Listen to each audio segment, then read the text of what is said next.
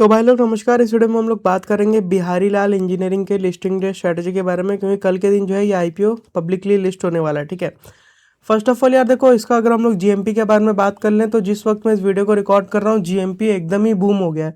43 point का GMP अभी के टाइम में चल रहा है। और जीएमपी बूम क्यों हुआ? क्योंकि भाई पीछे हमने देखा कि बहुत सारे आईपीओज ऐसे थे जिनका जीएमपी 10-12 पॉइंट के आसपास का चल रहा था, लेकिन उनका लिस्टिंग हुआ लगभग 25%, 30% पे, समझ रहे हो।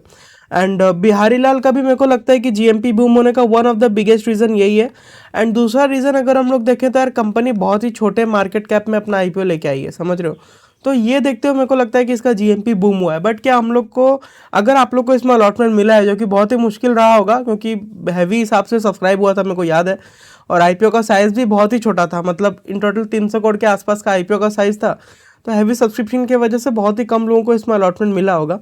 बट यार देखो, अब हम लोग को पोस्ट लिस्टिंग करना क्या चाहिए, अगर आप मेरे से पूछोगे तो मेरे को लगता है कि यार जैसे कि 43% इसका जीएमपी चल रहा है, अगर ये 30% या उसके ऊपर लिस्ट हो जाता है ना भाई, लिस्टिंग इन लेके निकल जाना चाहिए।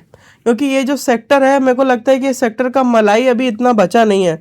अगर आप देखोगे, हिंडाल्को एक कंपनी है, उसको अगर हम लोग देखें, ये हालांकि बहुत ही एक्स्ट्रा ऑर्डिनरी बिजनेस है, ये लोग खुद ही माइन करते हैं और खुद ही निकाल के बेचते हैं, तो इनका ऑपरेटिंग मार्जिन थोड़ा हाई ही रहता है, तो इससे हम लोग को कंपेयर नहीं करना चाहिए।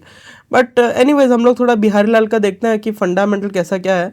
तो बेसिकली कंपनी ने अराउंड एबिटा मेंटेन कर रखा है 20% का, जो कि एक्स्ट्रा ऑर्डिनरीली हाई है।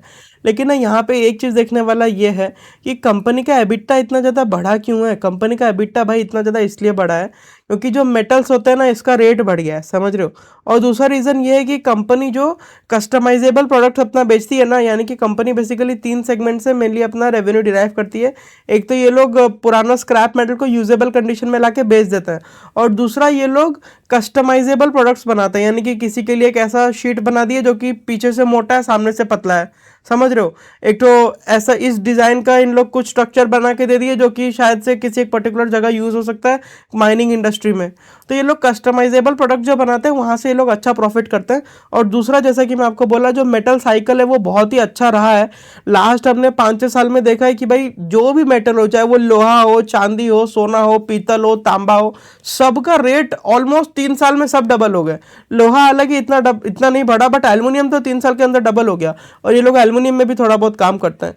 तो बेसिकली इनका एबिटा बढ़ने का 2 रीज़न है। एक तो इन लोग का जो कस्टमाइजेबल प्रोडक्ट्स है उसका ये लोग वहाँ पे प्राइसिंग पावर अपना मेंटेन कर पा रहे हैं। प्राइसिंग पावर मेंटेन करने का रीज़न क्या है, ये लोग जो केमिकल यूज़ करते हैं, जो ये लोग मेटल को मिक्स करते हैं किसी एक पर्टिकुलर चीज़ को बनाने के लिए, वो उन कंपनीज को पसंद आ रहा है जो कि इनकी कस्टमर्स है, समझ रहे हो। तो इन लोग का रिपीट ऑर्डर आता है, तो ये लोग अगर थोड़ा ज़्यादा पैसा भी चार्ज करते हैं तो सामने वाली कंपनीज, मतलब जो कि इनकी क्लाइंट्स है, वो देने के लिए तैयार है, क्योंकि भाई कंपनी सही से अपना माल बना के दे रही है जिसका कि एफिशिएंटली यूज़ कर पा रहे हैं इनके क्लाइंट, समझ पा रहे हो।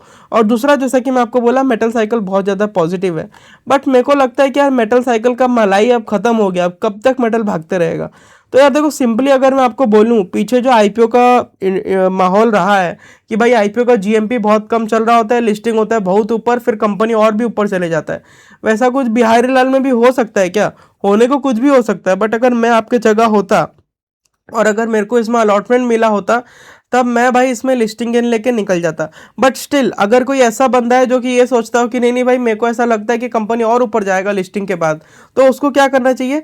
मेरे हिसाब से आपको 60% इसमें बुक कर लेना चाहिए। अगर आपको अलॉटमेंट मिला है तो 60% बुक कर लेना चाहिए। यानी कि मान लेते हैं कि पोस्ट लिस्टिंग 15,000 वाला आपने लॉट लगाया था, 15,000 वाला लॉट बढ़ गया, अराउंड 22,000 रुपया हो गया, ठीक है। तो 22,000 में से आप लगभग 13,000 रुपया का माल लिस्टिंग डे के दिन ही भेज दो। 13 से 12,000 तक का माल आप लिस्टिंग डे के दिन ही भेज दो, और बचा हुआ 7-8 हज़ार का माल आप 2-3 हज़ार रुपये और कमाने के लिए रख सकते हो। अगर आपको लगता है कि भाई लिस्ट होने के बाद मान लो कि 30% पे लिस्टिंग हुआ, वहां से भी कंपनी और 10-20% ऊपर जा सकता है शायद, तो उस एंटिसिपेशन में आप अपना 40% माल छोड़ सकते हो। क्योंकि भाई ये जो इंडस्ट्री है वो थोड़ा सा रिस्की है। और बाकी अगर आप इस इंडस्ट्री में दूसरे स्टॉक्स को देखोगे, जैसे कि एक तो कंपनी था जेन रिसोर्स करके, वो कंपनी बहुत नीचे गया है। जेन रिसोर्स था, फिर आरदी डेवलपर नहीं आरदी इंडस्ट्रीज करके एक कंपनी था, उसको तो मैं देखा नहीं। एक बार हम देखते हैं आरदी को भी, वो अभी रिसेंटली लिस्ट हुआ था। अगर आप आरदी इंडस्ट्रियल को देखोगे तो ये कंपनी भी एक बार लिस्ट हुआ था, फिर थोड़ा नीचे गिरा, फिर वापस से ये ऊपर की तरफ चल पड़ा है। एंड इनका business model obviously not exactly same. Bihari Lal असल में बहुत ज़्यादा हाई ऑपरेटिंग मार्जिन, 20% का ऑपरेटिंग मार्जिन मेंटेन करना बहुत बड़ा बात है। अगर आप इसमें ऑपरेटिंग मार्जिन देखोगे तो लगभग 13% के आसपास का है, तो उसका एक तो लेवरेज जरूर से मिलेगा बिहारी को। एंड इसी वजह से मैं आपको बोल रहा हूँ कि अगर आपको लगता है कि पोस्ट लिस्टिंग कंपनी ऊपर जाएगा तो भाई आप 60% तो बुक कर लो यार, 60% बुक कर लो, 40% पड़ा रहने दो, ठीक है। एंड पूरा का पूरा माल रखना थोड़ा सा रिस्की हो सकता है, क्योंकि यार कंपनी का ना, एक मैं आपको इशू बताऊं इसमें क्या है, इसमें ना वॉल्यूम ग्रोथ नहीं हो रहा है। आप यहाँ पे जो देख रहे हो ना, कंपनी का रेवेन्यू बढ़ गया, 516 करोड़ था 2025 में, अभी बढ़ के 546 करोड़ हो गया। यहाँ पे कंपनी का वॉल्यूम ग्रोथ नहीं हुआ है, यानी कि कंपनी ने एक्स्ट्रा माल नहीं बेचा है, कंपनी ने महंगे में माल बेचा है, बल्कि कंपनी का वॉल्यूम में डी ग्रोथ हुआ है। इस चीज का आप लोग ध्यान रखना, कंपनी का वॉल्यूम में डी ग्रोथ हुआ है, यानी कि पिछले साल कंपनी ने अगर 100 रॉड बेचा था, 100 किलो माल बेचा था, तो इस साल कंपनी ने 98 केजी माल बेचा है। बट क्योंकि कंपनी ने ज्यादा प्रॉफिट रखा है, इस वजह से कंपनी का रेवेन्यू ऊपर की तरफ बढ़ गया। और ये वाला जो सेक्टर है ना, ठीक है, हम लोग मानते हैं कि कंपनीज को, मतलब इनकी जो क्लाइंट्स है उनको इनका प्रोडक्ट बहुत ज्यादा पसंद आ रहा है, वो लोग रिपीट ऑर्डर दे रहे हैं, तो ये लोग अपना प्राइसिंग पावर मेंटेन कर पा रहे हैं। लेकिन भाई क्लाइंट्स बेवकूफ थोड़ी ना है, हमेशा ये लोग थोड़ा ज्यादा प्राइस देते रहेंगे। और अगर ये इतना पैसा कमाएगा, 20% का ऑपरेटिंग मार्जिन मेंटेन करेगा, तो इसके जो कॉम्पिटिटर्स है, क्या वो लोग सेम तरीके से माल नहीं बनाएंगे जिस तरीके से ये बना रहा है? तो अगर वो लोग भी सेम तरीके से माल बनाएंगे, सस्ता में बेचेंगे, तो भाई इसका प्राइसिंग पावर खत्म हो जाएगा। तो क्योंकि इसमें वॉल्यूम्स में ग्रोथ नहीं आ रहा है ना, इस चीज को मार्केट जरूर ध्यान से देखेगा। आप लोग इसका एकदम माइंड में रखना है इस चीज को। रेवेन्यू में ग्रोथ है लेकिन वॉल्यूम में ग्रोथ नहीं है। हालांकि इनका ऑर्डर बुक ठीक ठाक है, जिस हिसाब से मेरे को याद है कि बढ़िया ऑर्डर बुक था इनका, तो नेट वही हिसाब से आपको देखना चाहिए। बाकी कंपनी का जो आईपीओ है वो पूरा का पूरा जो है मतलब मेजरली ओएफएस रहने वाला है। थोड़ा 93 करोड़ का फ्रेश इशू है, तो 93 करोड़ का अगर हम लोग एलोकेशन देखें तो ये लोग कुछ केपेक्स वगैरह करने जा रहे हैं 20 करोड़ का, और फिर कोई मैन्युफैक्चरिंग फैसिलिटी में रूफटॉप डालेंगे, उसका 3 करोड़ रुपये, मतलब सोलर पैनल लगाएंगे तो उसमें 3 करोड़ खर्चा करने वाले हैं, और कुछ इक्विपमेंट वगैरह खरीदेंगे और सोलर इंस्टॉलेशन करेंगे, उसमें 36 करोड़ लगाएंगे। ऐसे करके ये लोग है, और थोड़ा बहुत ये लोग 57 लाख रुपीज़ का ये लोग डेट चुकाने वाले हैं। कंपनी के ऊपर 17 लाख का लोन है, रदर 17 करोड़ का लोन है, इसमें से 57 लाख रुपीज़ का लोन कम हो जाएगा। तो यही है, मतलब आईपीओ का प्रोस्पेक्ट ठीक है, इतना बड़ा ओएफएस अगर नहीं रखते तो बेहतर रहता। एंड एट द एंड यही बोलूँगा कि थोड़ा सा इसका जो वॉल्यूम में डी ग्रोथ आया है ना, मार्केट इसके बारे में ज़रूर से सोचेगा, क्योंकि जो सीमेंट इंडस्ट्री है, आयरन मतलब मेटल इंडस्ट्री है, इसमें वॉल्यूम ग्रोथ होना जरूरी है, समझ रहे हो? यानी कि आपका माल ज़्यादा बिकना जरूरी है।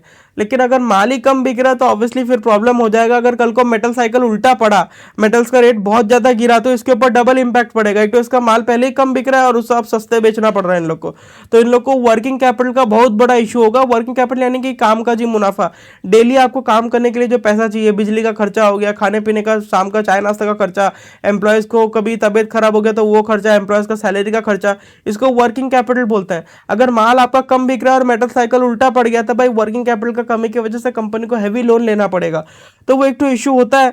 ये सब चीज़ों को मद्देनजर रखते हुए अगर मेरे को आप पूछोगे तो एज पर मी, अगर ये 30% के ऊपर लिस्ट हो जाता है ना, तो एक बार जो है आप इसमें लिस्टिंग गेन लेके निकल सकते हो। लेकिन अगर आपको लगता है कि ऊपर की तरफ जाएगा तो आप इसमें 60% माल बेच दो, 40% माल रहने दो, क्योंकि अगर आप 60% बेचोगे तो एवरेज तो बहुत नीचे हो जाएगा। अभी इसका जो अपर प्राइस बैंड है वो 285 का है। अगर ये 30% लिस्टिंग गेन दिया और आप 60% माल बेच दिए तो इसका एवरेज अराउंड 230-240 रुपए के, 220-230 के आसपास आ जाएगा। तो आपका एवरेज भी डाउन हो गया, तो आपका ये एक तो बेनिफिट रहेगा कि अगर कल को कंपनी गिर भी गई तो कम से कम मेरे को लॉस तो नहीं काटना पड़ेगा। समझ पा रहे हो बात को? वो हिसाब से आपको देखना चाहिए। आई होप आप लोग को वीडियो पसंद आया होगा। अब अगर हम लोग बात करें कि फ्रेश एंट्री कर सकते हैं क्या, तो यार मेरे को लगता है कि फ्रेश एंट्री आप इसमें तभी कर सकते हो अगर ये 315 या 320 के आसपास मिल जाए। तो 320 के ऊपर फ्रेश एंट्री करना तो रिस्की होगा बहुत ज़्यादा। सो एनीवेज इतना ही रखते हैं इस वीडियो में। आई होप आप लोग को वीडियो पसंद आया होगा। फिर मुलाकात होगी अगले वीडियो में, तब तक के लिए नमस्कार।